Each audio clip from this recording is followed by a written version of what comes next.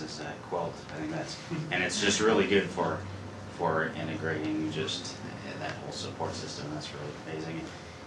My user-centered design class, we're actually designing, our project is focused on health issues, and so one question we're kind of having is when you get told this information in a diagnosis, it's kind of emotionally overwhelming, and so bridging that gap of the information and sometimes it's just they hand you a little flyer afterwards and everything, and so to be able to understand the information, we're trying to develop a system. Have you ever thought of, in the appointment itself, kind of with the application, recording what the doctor says and then it can transcribe it, or video recording it and then it can convert to a PDF, and so they can actually watch the visit again?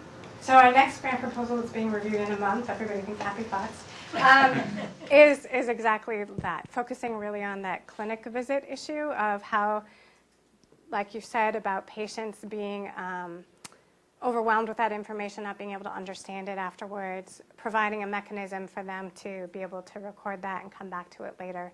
So we have a grant proposal in focusing on that particular issue and this notion of sharing agendas and so on ahead of time to set things up.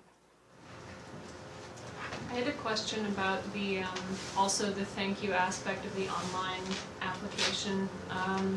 Did you go into talking about privacy concerns and that kind of thing? Especially, I'm thinking of a case where maybe you would like to help someone, but you don't necessarily want everyone else to know that, and you don't want to appear on the thank you quilt and these kinds of things. Did you go into that discussion?